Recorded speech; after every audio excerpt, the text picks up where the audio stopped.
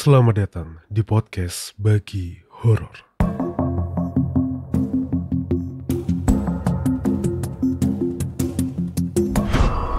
Assalamualaikum warahmatullahi wabarakatuh. Selamat malam para sobat horor. Kembali lagi di podcast Bagi Horor dan tentunya masih bareng aku Warga di sini. Hari ini kita nggak melanjutkan dulu dari The Darkest Hour, Book of Buhul. Kita hari ini di weekend ini kita akan membacakan cerita pendengar yang sudah masuk di email karena sudah semakin numpuk. Jadi mungkin minggu depan baru kita mulai lagi lanjutan dari Book of Buhul, cerita dari Mas YP Widatama. Ya bentar lagi kita udah lebaran ya teman-teman ya. Jadi mungkin weekend ini sampai Sabtu aja kayaknya episode dari podcast Bagi Horor. Minggu, Senin, Selasa kemungkinan libur ya teman-teman ya.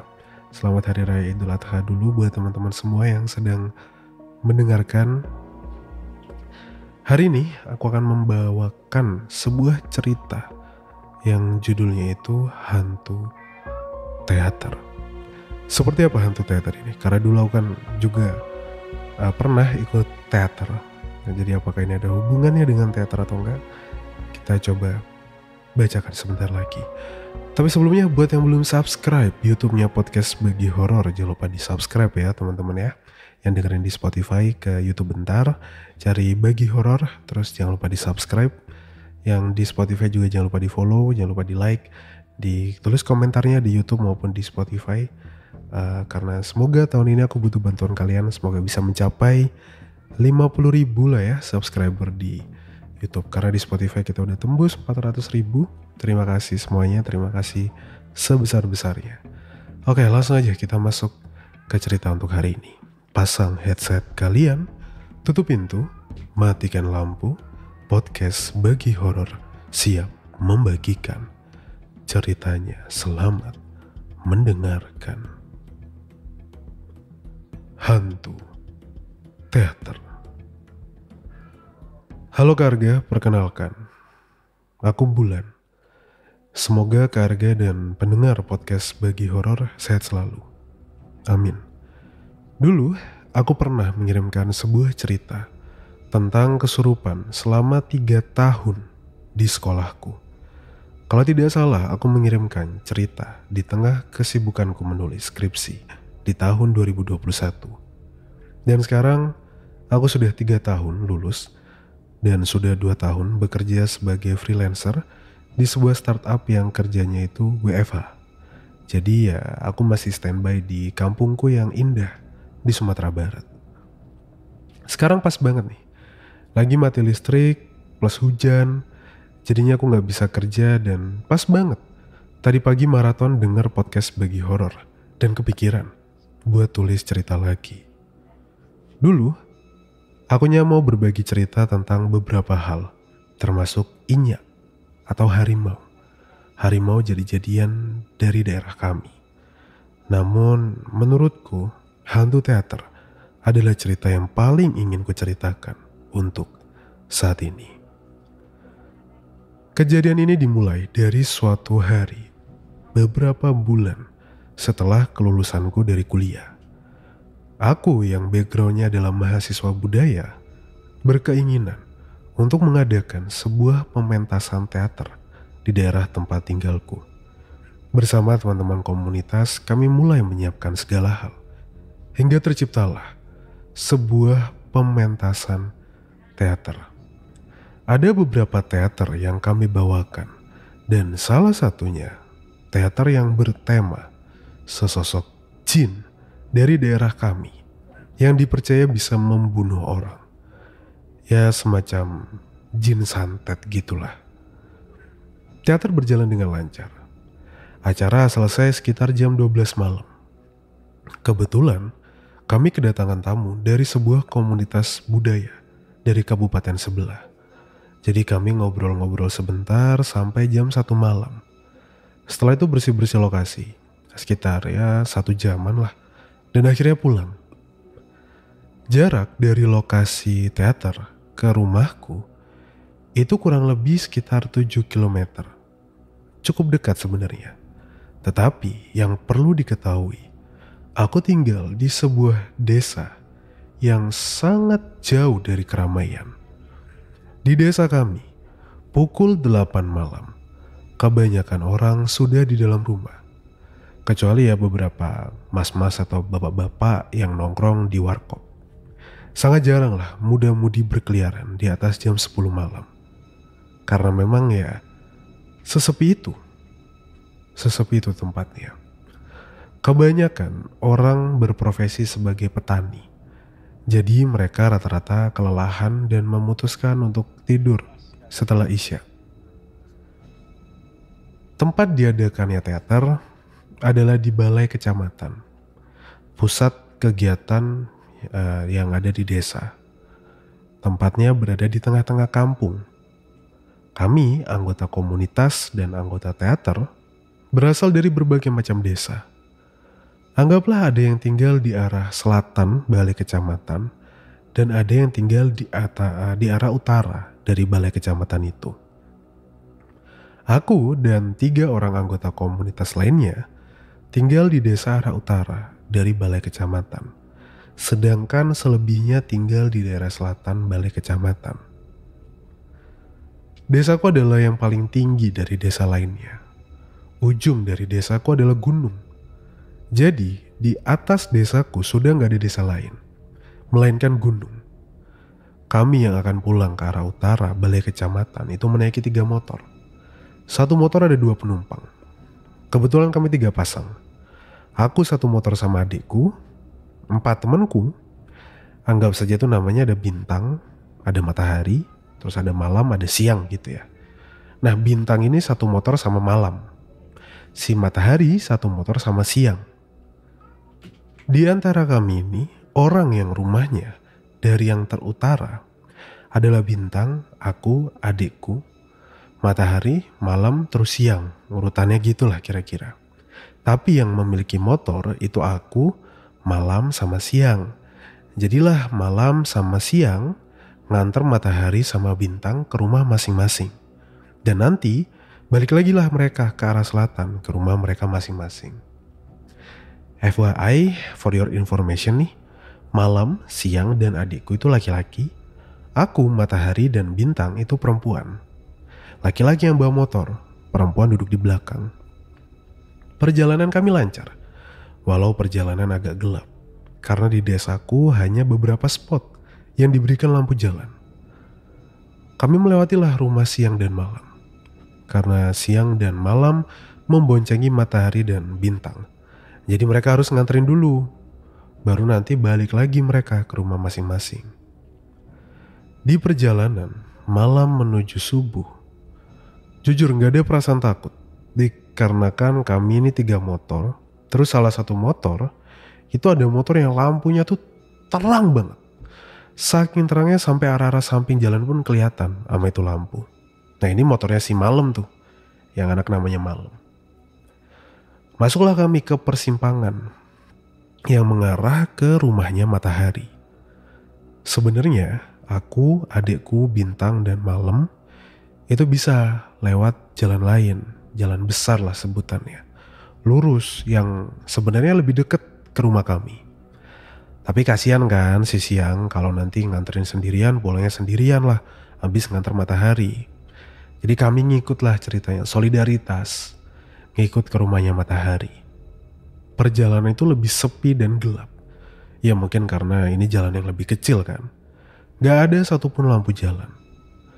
Singkat cerita, kami sampailah di rumahnya Matahari. Setelah sampai, kami berembuk nih, ngobrol. Pilih jalan mana yang terdekat. Apakah kami lurus yang nantinya ketemu persimpangan awal ke arah selatan, masuk jalan besar, terus ke arah utara dari jalan itu. Atau, tadi kalau balik ya. Kalau lurus, ketemu persimpangan, jalan besar, ke arah utara terus balik lagi gitu loh. Jadi bisa lanjutin jalan atau kita putar balik lewat jalan sebelumnya. Nah si siang ini itu mutusin untuk putar balik dengan alasan dia udah kebelet jadi mau buru-buru pulang. Nah rumahnya si Siang kan di arah selatan ya. Jadi dia putar balik dong. Emang kurang asem nih anak nih.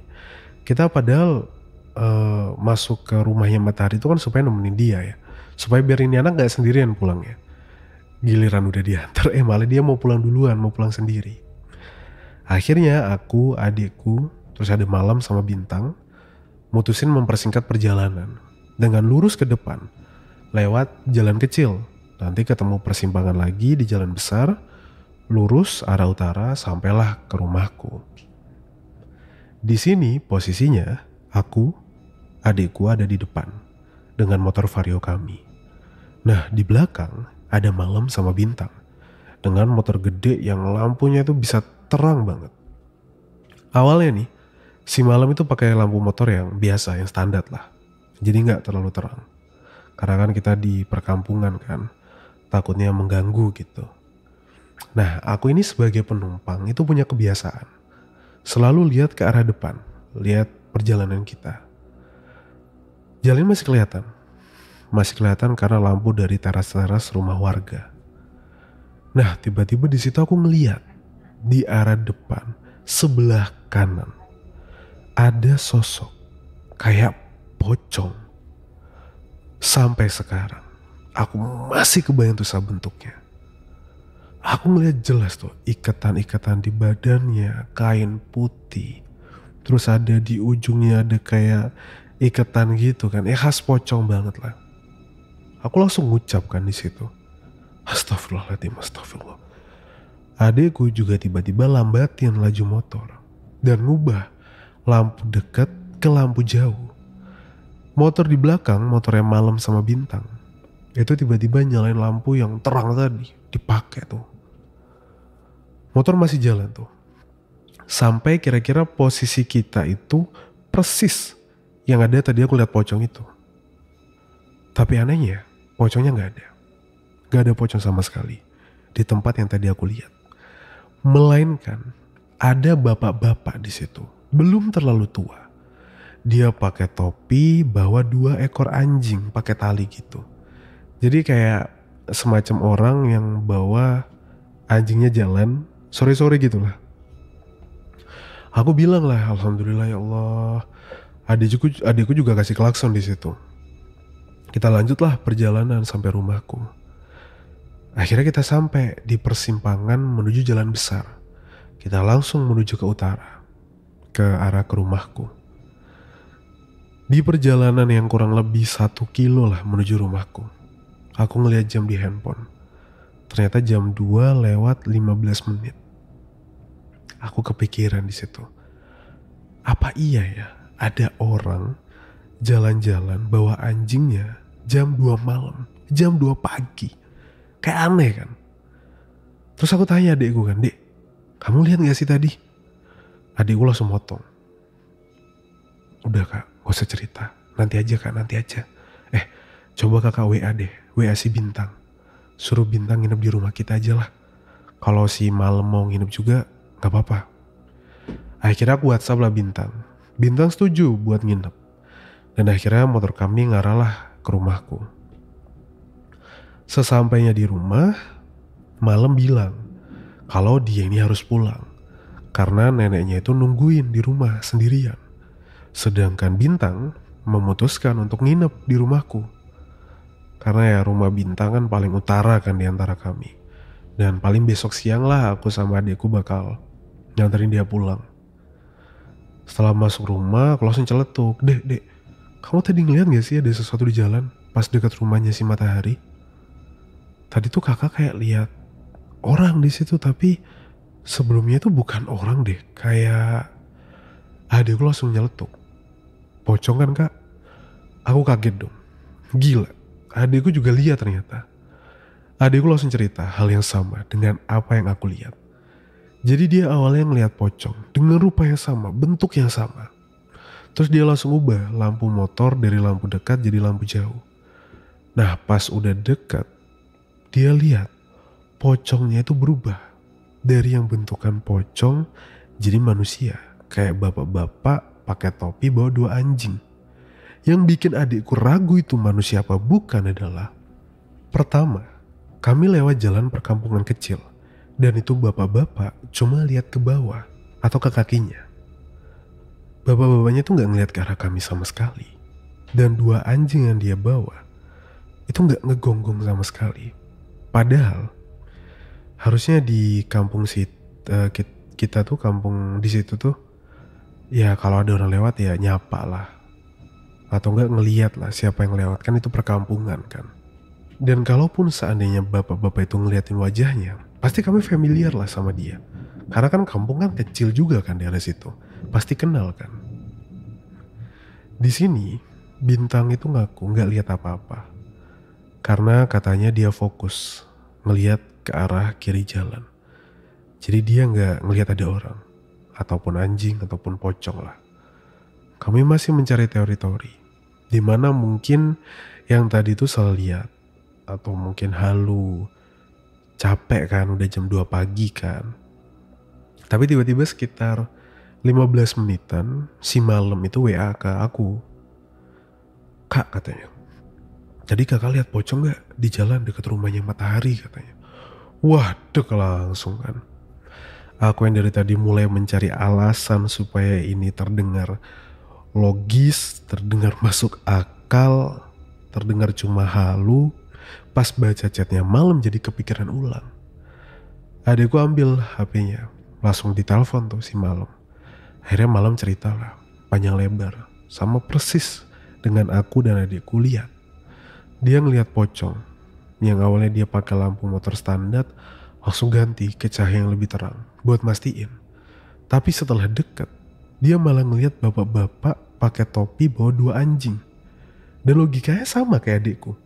Gimana itu bapak-bapak gak ngelihat atau gak, apa ya, minimal ada motor lewat diliatin lah ya siapa gitu yang lewat malam-malam gitu. Padahal itu jalan kampung kan. Dan gimana anjing-anjingnya sama sekali gak ngegonggong, diem aja gak gerak bahkan. Akhirnya aku, adikku sama Bintang cuci kaki, cuci muka. Aku sama Bintang masuk kamar, sedangkan adikku tiduran di depan. Dan masih kedengeran bahas pocong sama si Malam. Ternyata adikku dan Malam telepon si Siang. Dan Siang bilang, kalau jalan selepas rumahnya Matahari itu angker parah katanya. Jadi sebenarnya lebih baik buat kami putar arah dulu, balik ke persimpangan awal, terus baru lanjut ke rumahku. Tapi si Siang ini gak berani ngomong ke kita, dan milih buat diem, terus putar arah sendirian, pulang. Wah, pokoknya itu pengalamanku yang paling aku ingat sampai sekarang ke Arga. Bisa jadi kami halusinasi karena kecapean kan, apalagi teater. Yang dimainkan salah satu skripnya itu tentang jin santet. Ditambah karena ngurus teater tuh capek banget, persiapan tempat, latihan, bahkan dari H-30 acara. Tapi masa iya sih kami halusinasi berjamaah? Besoknya nenekku bilang, lokasi tempat kami melihat penampakan adalah jalan yang terkenal daerah situ, itu sama kemistisannya. Barangkali sosok yang kami lihat itu adalah pengantar pesan. Entah ya, bisa pesan baik ataupun pesan buruk yang terganggu dengan lewatnya kami mungkin. Ditambah kami di posisi terlemah karena capek, sedangkan dia di posisi yang terkuat. Sampai di sini dulu ya Kak Arga dan pendengar Bagi Horor. Intinya buat teman-teman yang pernah ngalamin hal yang sama dan kejadiannya di jalan atau di tempat yang bukan rumah kamu, usahain jangan langsung diomongin ya. Diemin dulu aja. Mau nyium sesuatu, ngelihat sesuatu, dengar sesuatu, diem aja dulu. Kalau udah di rumah, baru deh omongin. Sekian, hati-hati, salam. Bulan. Terima kasih Bulan sudah kembali berbagi ceritanya tentang pulang teater ya. Ngelihat pocong yang berubah jadi bapak-bapak. Ini kalau dibilang halu, tapi terjadi lebih dari 1 orang, 2 orang bahkan, ada 3 orang loh melihat hal yang sama persis, gak janjian juga kan ceritanya kan. Mereka saling cerita satu sama lain. Jadi kalau dibilang halu, ya gimana? Masa iya halu berjamaah kan? Kayaknya aneh gitu. Aku dulu anak teater. Pernah mungkin semester awal kuliah lah, sampai semester berapa ya? Semester 3, 4 atau 5, 4 lah. Aktifnya sampai 4 doang kayaknya. Aku tahu sih betapa capeknya kita persiapan tempat, bangun backdrop ya kan, naikin backdrop, lighting. Aku bisa bayangin sih betapa capeknya. Nah kalau dulu teater aku tuh ada satu kisah yang mungkin udah sering aku ceritain, tapi paling aku ingat sampai sekarang. Acaranya itu di kampus. Kita beres itu sekitar setengah 1 atau jam 1 pagi mungkin, aku nggak ingat. Pokoknya udah pagi itu. Nah kita kan bawa barang-barang balik kan, dari lapangan balik ke sekre. Nah ada yang bawa motor, yang bawa barang-barang kecil, aku bawa mobil. Bawa barang-barang yang gak besar ceritanya. Aku sama temenku tuh. Sampai sekre diturunin segala macem. Nah motor motor yang datang tadi udah pergi ngambil barang lain. Wah, kedengeran geluduk di luar. Ngambil barang lain. Sedangkan aku masih nunggu. Aku pikir temanku yang tadi bareng aku bakal bareng aku lagi kan. Jadi aku nungguin di depan sekrenya situ. Ada pohon besar di situ dulu. Terus aku lihat ke arah belakang. Sekrenya kan berjajar ya. Ada sekre teater, ada sekre pecinta alam. Banyak lah di situ. Aku lihat itu ada orang lewat. Dari spion tengah, aku lihat ada orang lewat. Aku pikir itu adalah temanku. Karena arahnya dia jalan tuh ke arah gudang. Aku tungguin kan. Gak lama ada teman-temanku datang bawa motor. Gak, Dinta nih di sana ditungguin. Ayo, masih banyak barangnya katanya. Loh, bingung kan aku. Loh, anggaplah sebutannya Mas A gitu ya. Loh, Mas A nang di lo katanya gitu. Mas A kemana lo? Aku nungguin ini. Loh, udah di sana naik motor tadi. Loh, bingung di situ. Loh, hah? Naik motor? Berarti dari tadi aku tuh sendirian di sekre. Jadi Mas A tadi yang bareng aku itu udah balik naik motor bareng anak-anak yang lain balik ke sana. Terus yang aku lihat tadi siapa dong? Kayak jam 1 pagi anak UKM pun, anak sekre nggak ada deh yang ke sekre jam segitu gitu. Ngapain kalau nggak ada acara ya? Kalau tuh yang ada acara cuma teater doang, yang lain sepi. Waduh, ini itu jelas banget dari spion tengah ada yang jalan terus masuk ke dalam ke arah gudang. Tapi sampai sekarang nggak tahu sih. Mungkin bisa jadi halu juga kayak dibilang Bulan kan. Karena yang lihat cuma aku sendirian. Posisi udah capek, habis acara segala macem.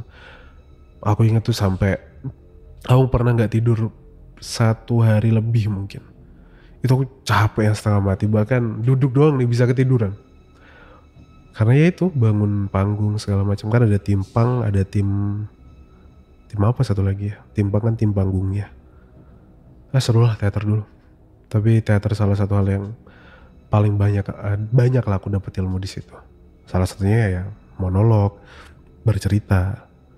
Itu kan aku dapat dari teater semua. Terima kasih Bulan sudah berbagi salah satu ceritanya di podcast Bagi Horor. Aku masih penasaran sih soal Inya. Macan jadi-jadian. Aku pernah dengar soalnya. Tapi gak begitu paham dan gak begitu ngerti soal Inya ini. Katanya kan itu ilmu kan, sebuah ilmu. Mungkin kalau ada kesempatan boleh Kak Bulan berbagi cerita soal Inya-nya. Karena aku juga penasaran. Dari Sumatera Barat ya kisahnya ya. Terima kasih Bulan sekali lagi dan terima kasih buat para pendengar yang sudah mendengarkan terus podcast Bagi Horor, udah support sejauh ini. Terima kasih sebesar-besarnya. Kalau kalian ada pengalaman, boleh kirim aja di podcastbagihoror@gmail.com atau bisa melalui Google Form yang linknya ada di deskripsi. Jangan lupa subscribe YouTube-nya podcast Bagi Horor, nyalain notifikasi, like, ketik komentar kalian di Spotify juga begitu. Jangan lupa follow, jangan lupa nyalain lonceng notifikasi. Aku Arga, pamit undur diri. Mohon maaf kalau ada salah-salah kata selama bercerita dan ingat, anggap saja cerita di podcast Bagi Horor itu cuma hiburan semata. Ambil positifnya dan buang negatifnya. Wassalamualaikum warahmatullahi wabarakatuh. Selamat malam dan selamat istirahat.